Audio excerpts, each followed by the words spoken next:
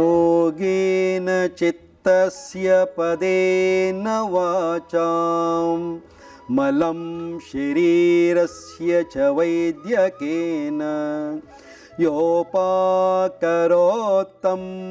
ಪ್ರವರಂ ಮುನೀನಾಂ ಪತಂಜಲಿಂ ಪ್ರಾಂಜಲಿರಾನತೋಸ್ಮಿ ಆಬಾಹುಪುರುಷಾಕಾರಂ ಶಂಖಚಕ್ರಾಸಿಧಾರಿಣಂ ಸಹಸ್ರಶಿರಸಂ ಶ್ವೇತಂ ಪ್ರಣಮಾಮಿ ಪತಂಜಲಿಂ ಪ್ರಣಮಾಮಿ ಪತಂಜಲಿಂ. ಹರಿ ಓಂ.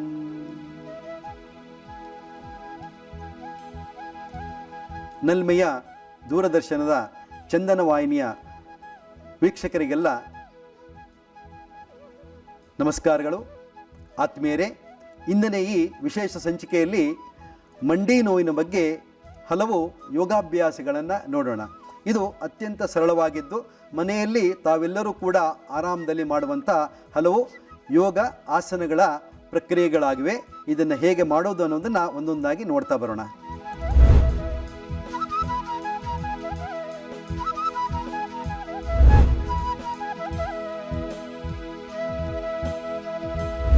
ನೋಡಿ, ಈಗ ಸಮನಾದ ನೆಲದ ಮೇಲೆ ಕೂತು ಒಂದು ಬ್ರಿಕ್ಕಿನ ಮೇಲೆ ಅಥವಾ ಒಂದು ದಿಂಬಿನ ಮೇಲೆ ಆರಾಮದಲ್ಲಿ ಕೂತ್ಕೊಂಡು ಎರಡೂ ಕಾಲನ್ನು ಮುಂದಕ್ಕೆ ಚಾಚಿ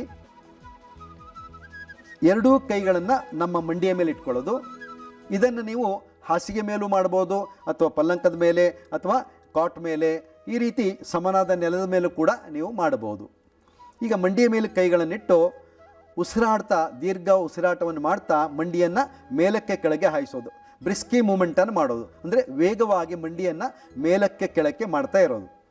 ಈಗ ಎಷ್ಟು ಫಾಸ್ಟಾಗಿ ಮಾಡ್ತೀರೋ ಅಷ್ಟು ಉಪಯೋಗ ಈ ಮಂಡಿಯ ಭಾಗಕ್ಕೆ ಸಿಗ್ತದೆ. ನೋಡಿ, ಸಹಜವಾಗಿ ಆರಾಮದಲ್ಲಿ ಕೂತು ಈ ಮಂಡಿಯನ್ನು ಮೂಮೆಂಟ್ ಮಾಡೋದು ಅಷ್ಟೇ. ಈ ಮೂಮೆಂಟ್ ಮಾಡಿದಾಗ ಅಲ್ಲಿ ಲೂಬ್ರಿಕೇಷನ್ ಮೂಮೆಂಟ್ ಜಾಸ್ತಿ ಆಗ್ತಾ ಹೋಗುತ್ತೆ.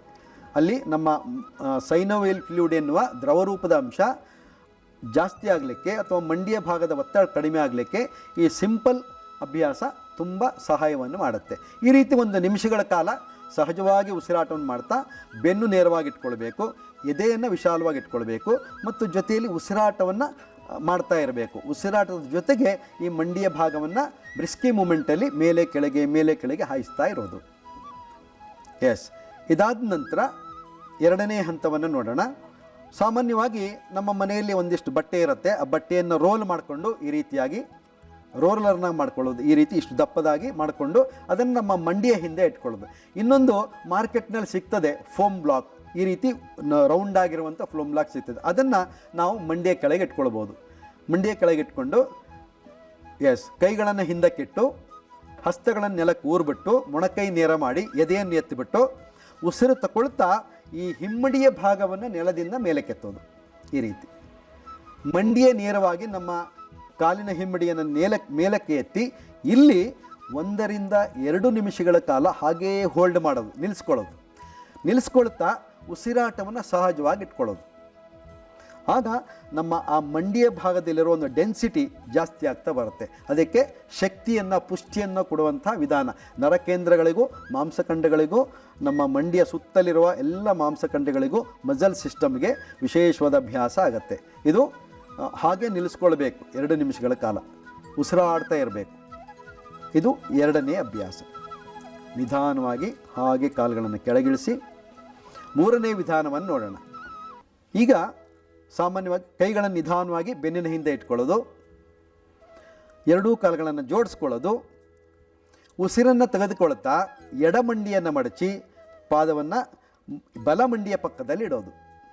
ಉಸಿರನ್ನು ಬಿಡ್ತಾ ಅದೇ ಮಂಡಿಯನ್ನು ಹಾಗೆಯೇ ಎಡಪಕ್ಕಕ್ಕೆ ನೆಲದಲ್ಲಿ ತಾಗಿಸೋದು.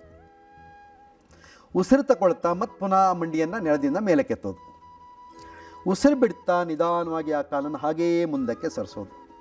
ಈಗ ಬಲಗಾಲಲ್ಲಿ ನೋಡೋಣ. ಉಸಿರು ತಗೊಳ್ತಾ ಬಲಗಾಲಿನ ಮಂಡಿ ಮಡಚಿ ಪಾದವನ್ನು ಎಡಗಾಲಿನ ಮಂಡಿ ಪಕ್ಕದಲ್ಲಿ ಊರಿ ನೇರವಾಗಿ ಇಟ್ಕೊಳ್ಳಿ. ಉಸಿರು ಬಿಡ್ತಾ ನಿಧಾನವಾಗಿ ಮಂಡಿಯನ್ನು ಹಾಗೆಯೇ ನೆಲದಲ್ಲಿ ತಾಗಿಸ್ಕೊಳ್ಳೋದು. ಉಸಿರು ತಗೊಳ್ತಾ ಹಾಗೆಯೇ ಮಂಡಿಯನ್ನು ಮೇಲಕ್ಕೆತ್ತೋದು. ಉಸಿರು ಬಿಡ್ತಾ ಮುಂದಕ್ಕೆ ತಳ್ಳೋದು. ಉಸಿರು ತಗೊಳ್ತಾ ಎಡಗಾಲು, ಉಸಿರು ಬಿಡ್ತಾ, ಉಸಿರು ತಗೊಳ್ತಾ, ಉಸಿರು ಬಿಡ್ತಾ ಬಲಗಾಲು. ಬ್ರೀತ್ ಇನ್, ಬ್ರೀತ್ ಔಟ್, ಬ್ರೀತ್ ಇನ್, ಬ್ರೀತ್ ಔಟ್. ಎಡಗಾಲು ಉಸಿರು ತಗೊಳ್ತಾ, ಉಸಿರು ಬಿಡ್ತಾ, ಉಸಿರು ತಗೊಳ್ತಾ, ಉಸಿರು ಬಿಡ್ತಾ ಬಲಗಾಲು. ಉಸಿರು ತಗೊಳ್ತಾ, ಉಸಿರು ಬಿಡ್ತಾ, ಉಸಿರು ತಗೊಳ್ತಾ, ಉಸಿರು ಬಿಡ್ತಾ. ಒಂದು ಸಹಜವಾದ ಸರಳವಾದ ಮಂಡಿಯ ಮೂಮೆಂಟ್ಗಳು, ಕಾಲಿನ ಮೂಮೆಂಟ್ಗಳು ಇಡೀ ಕಾಲಿಗೆ ವ್ಯಾಯಾಮವನ್ನು ಕೊಡುವಂತಾಗತ್ತೆ. ಇದರ ಮುಂದಿನ ಅಭ್ಯಾಸ, ಒಂದು ಎಡಗಾಲನ್ನು ಮಡಚಿಬಿಟ್ಟು ಮಂಡಿಯನ್ನು ಮಡಚಿ ತೊಡೆಯ ಹಿಂಬದಿಯಲ್ಲಿ ನಮ್ಮ ಕೈಗಳಿಂದ ಲಾಕ್ ಮಾಡ್ಕೊಳ್ಬೇಕು, ಹೀಗೆ ಬಂಧ ಮಾಡ್ಕೊಳ್ಬೇಕು. ಮೊಣಕೈಯಿಂದ ಮೊಣಕೈ ಹಿಡ್ಕೊಳ್ಳಿ, ಸೊಂಟವನ್ನು ಮೇಲೆ ಕೆತ್ಕೊಳ್ಳಿ, ಎದೆ ಎತ್ಕೊಳ್ಳಿ. ಈಗ ಮಂಡಿಯ ಭಾಗವನ್ನು ಗಮನಿಸ್ತಾ ಇಡೀ ಮಂಡಿಯ ಕೆಳಗಿನ ಸಿಸ್ಟಮನ್ನು, ಕಣಕಾಲನ್ನು ವೃತ್ತಾಕಾರವಾಗಿ ಸುತ್ತಿಸೋದು. ಒಂದು ದೊಡ್ಡ ಸೊನ್ನೆಯನ್ನು ಸುತ್ತಬೇಕು, ಹೆಬ್ಬೆರಳಿನಲ್ಲಿ ಒಂದು ದೊಡ್ಡ ಸೊನ್ನೆಯನ್ನು ಬರಿಬೇಕು. ಹೇಗೆ? ನಿಧಾನವಾಗಿ ಎಡಗಡೆಯಿಂದ ತನ್ನಿ, ಹಾಗೆ ಎಡಗಡೆಯಿಂದ ಬಲಗಡೆಗೆ ತಗೊಂಡೋಗಿ ಎಷ್ಟು ಸಾಧ್ಯವಷ್ಟು ದೊಡ್ಡ ಸೊನ್ನೆಯನ್ನು ಸುತ್ತಿ ನೋಡೋಣ. Very good. ಒಂದು ಮೊಟ್ಟೆ ಆಕಾರವನ್ನು ನೆನಪಿನಲ್ಲಿ ಇಟ್ಕೊಳ್ತಾ ದೊಡ್ಡ ಸೊನ್ನೆಯನ್ನು ಸುತ್ತಬೇಕು, ಒಂದು 5 ರೌಂಡು ಆ ರೀತಿ. ಆಮೇಲೆ ಅದನ್ನೇ ಆ್ಯಂಟಿ ಕ್ಲಾಕ್ ವೈಸ್. ಈಗ ಬಲಗಡೆಯಿಂದ ಸುತ್ತಿಸ್ತಾ ಬನ್ನಿ, ಬಲಗಡೆಯಿಂದ ತನ್ನಿ, ಬಲಗಡೆಯಿಂದ, ನಿಮ್ಮ ಬಲಗಡೆಯಿಂದ ಹೀಗೆ, ಹಾಗೆ. ಅಂದರೆ ಎರಡೂ ಕಡೆಗೆ ಅದು ಆ್ಯಕ್ಷನ್ ಆಗಬೇಕು. ಕ್ಲಾಕ್ ವೈಸ್ ಮತ್ತು ಆ್ಯಂಟಿ ಕ್ಲಾಕ್ ವೈಸ್, ವಿರುದ್ಧ ಮತ್ತು ತದ್ವಿರುದ್ಧ. ಈ ರೀತಿ ಮೂಮೆಂಟ್ ಮಾಡಿದಾಗ ನಮ್ಮ ನೋಡಿ ಲಿಗಮೆಂಟನ್ನು ಗಮನಿಸಿ, ಅಲ್ಲಿ ಎಷ್ಟು ಚೆನ್ನಾಗಿ ಅಲ್ಲಿ ಮಸಾಜ್ ಆಗ್ತದೆ ಮಂಡಿಗೆ. ತುಂಬ ಸರಳವಾದ ಅಭ್ಯಾಸ. ಮಾಡ್ತಾ ಹೋಗಿ, ಮಾಡ್ತಾ ಹೋಗಿ. Yes, very good. ನಿಧಾನವಾಗಿ ಕೆಳಗಿಳಿಸಿ, ಬಲಗಾಲಿನಿಂದ ಮಾಡಿ, ಎರಡೂ ಕಾಲನ್ನು ಸೇರಿಸ್ಕೊಳ್ಳಿ, ಮಂಡಿಯನ್ನು ಮೇಲಕ್ಕೆತ್ಕೊಳ್ಳಿ, ಬೆನ್ನು ನೇರ ಮಾಡ್ಕೊಳ್ಳಿ, ಎದೆ ಎತ್ಕೊಳ್ಳಿ. ಈಗ ನಿಧಾನವಾಗಿ ನಿಮ್ಮ ಕಾಲಿನ ಸ್ಥಿತಿಯನ್ನು ಎಡಗಡೆಯಿಂದ ಬಲಗಡೆ ತಗೊಂಡೋಗಿ, ಹಾಗೆ ಉಸಿರಾಡ್ತಾ ಇರಿ, ಉಸಿರಾಡ್ತಾ ಇರಿ. ಎಸ್, ಹಾಗೆ. ಇನ್ನೊಂದು ರೌಂಡ್ ಬನ್ನಿ, ಇನ್ನೊಂದು ರೌಂಡ್ ಬನ್ನಿ. ನಿಲ್ಲಿಸ್ಕೊಳ್ಳಿ. ಇವಾಗ ನೋಡಿ ಗೊತ್ತಾಗಬೇಕು ಬಲಗಡೆಯಿಂದ ಹೇಗೆ ಮಾಡೋದು, ಎಡಗಡೆಯಿಂದ ಹೇಗೆ ಮಾಡೋದು ಅಂತ. ಈಗ ಎಡಗಡೆಯಿಂದ, ಹೀಗಿಂದ ಎಡಗಡೆಯಿಂದ ತನ್ನಿ, ಹಾಗೆ. Very good. ಹಾಂ, ಹಾಗೆ ಮೇಲಕ್ಕೆ ತೊಗೊಂಡೋಗಿ.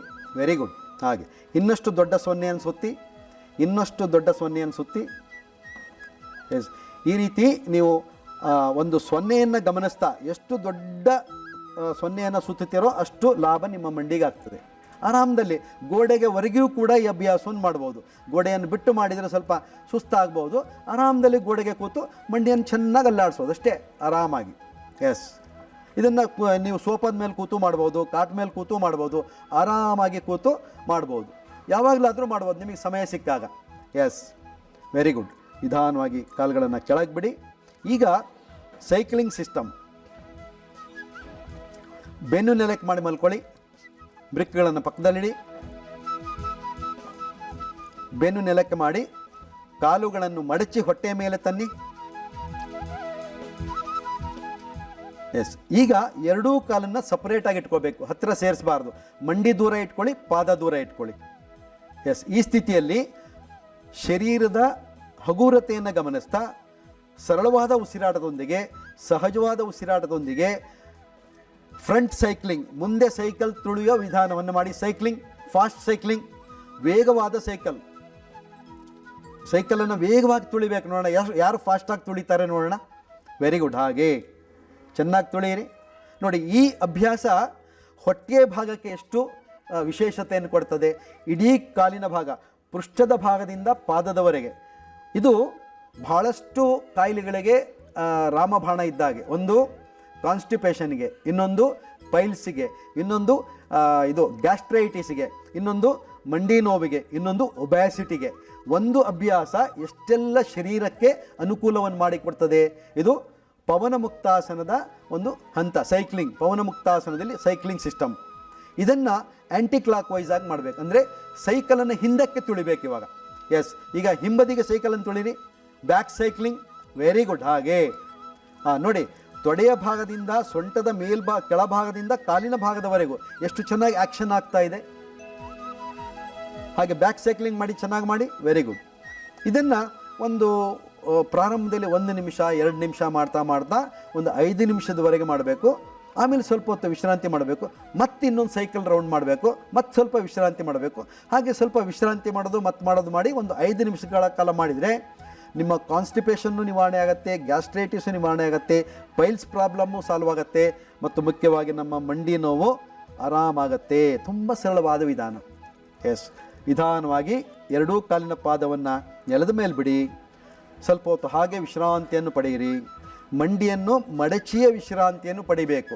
ನೀವು ಮಂಡಿಯನ್ನು ನೇರ ಮಾಡಿ ವಿಶ್ರಾಂತಿ ಪಡೆದ್ರೆ ಅಲ್ಲಿ ಆ ವಿಶ್ರಾಂತಿ ಸಿಗಲಿಕ್ಕಿಲ್ಲ. ಯಾಕೆ ಹೇಳಿದರೆ ಬೆನ್ನಿನ ಮೇಲೆ ಒತ್ತಡ ಇರುತ್ತೆ. ನೀವು ಕಾಲನ್ನು ನೇರ ಮಾಡಿದಾಗ ಬೆನ್ನಿಗೆ ಒತ್ತಡ ಜಾಸ್ತಿ ಆಗುತ್ತೆ.